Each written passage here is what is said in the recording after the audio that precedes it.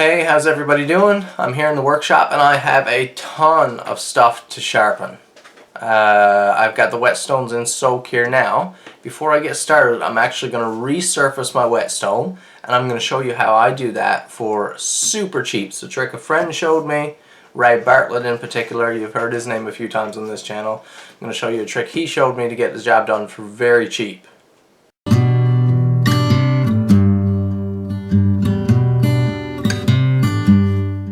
So in particular, we're talking about a silicone type whetstone, which a silicone is a softer material than, let's say, a natural stone or a diamond stone. And the difference with a silicone stone is that the surface of the stone actually wears when you're sharpening. Now this is a beautiful thing because with stones that don't wear away, what happens is they load up with particle, and then you've got a problem. The stone actually doesn't cut as well once they load up with particle.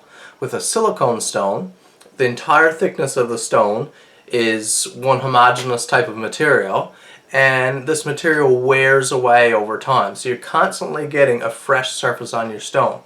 Now one of the negatives of that, the stone is soft enough that it wears, and you're not able to get the entire surface of the stone. Let's just take a look at this stone here. This is a piece of natural stone that I'm trying out. When I'm sharpening on this, I'm not getting every square millimeter of the stone. Your main traction place is going to be probably here in the center, you can imagine. So what happens is this tends to hollow out with a lot of use. So you need to resurface or take down those outside edges so you have a nice flat surface. The super flat surface is not as big a deal with smaller pocket knives and things like that. But if I want to go ahead then and sharpen my chisels or my plane irons, which require a perfectly flat surface, I've got a problem. So let's take a look here down at the bench, and I'll show you how I resurface my stone. So you might have to rework your budget a little bit here so you can fit this in, but you are going to need a piece of sandpaper. I've been using this piece of 600 grit here for a while. I find it works very effective. This is some great paper. I don't know what kind of paper it is. Made in Switzerland. I don't know. If you can find this paper, get it. It just lasts and lasts. But what you're going to need, actually, I'll add one thing. A piece of sandpaper and a perfectly flat surface. So I've been using, this is the part that I got from Ray Bartlett. Go to your hardware store, have a look in the flooring, the floor tile section, and look for some ceramic tiles, some type of stone tile or something that is perfectly flat. If you need to, take a square with you just to check the stone surface to make sure it was indeed cut flat. And this is going to be your flattening surface that you're going to put your sandpaper on. So you're just going to wet your sandpaper, and this stuff will stick to a nice flat surface like this. And then you're just going to work away at your stone on it. You see I've got lots of residue from my stone already on here. So let's give this a shot. Like I said, I've got my stone in soak here. I'll wet the piece of sandpaper. Now your stone doesn't necessarily need to be wet for this. Not a big deal.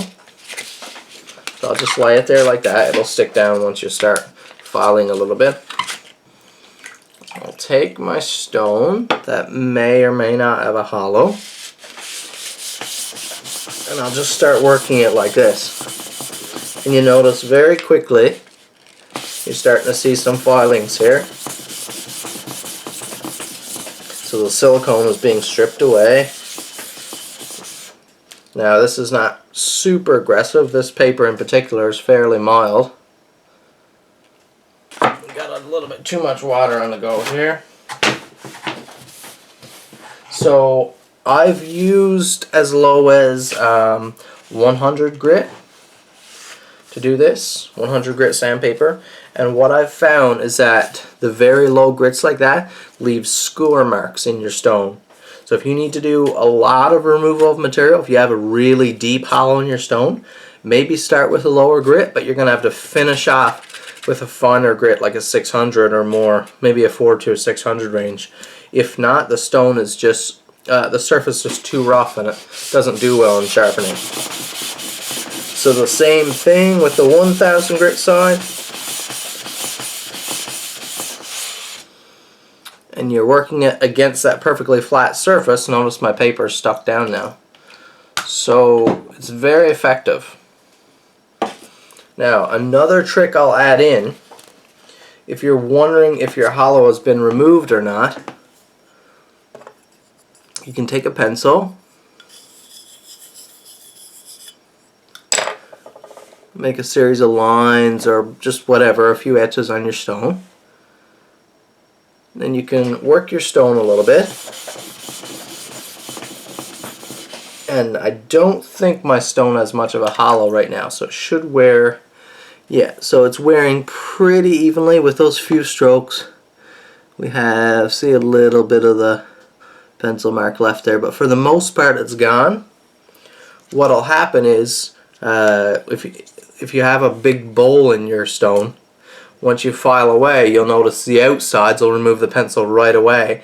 It'll take a long time for you to hit the pencil marks on the middle because it's raised up off the sandpaper. Hope this helps you guys. Hit the like button if it does. If Ray Bartlett comments down below, which I'm sure he will, give him a thank you or hit the like button on his comment for sharing this little trick with me and the world. Comment down below, subscribe to my channel if you haven't already. Hope these sharpening videos are helping you guys out. I'm actually about to do some sharpening right now. I have this blade belong to a customer. It's an old Skinner, I think. I'm guessing that's what he uses it for. Carbon steel. Clearly, it's got quite a patina on it. So I'm about to go take this knife from a terrible edge all the way to a shaving sharp edge. So if you'd like to see that, be sure to stay tuned. Thanks for watching, guys. We'll see you in the next video.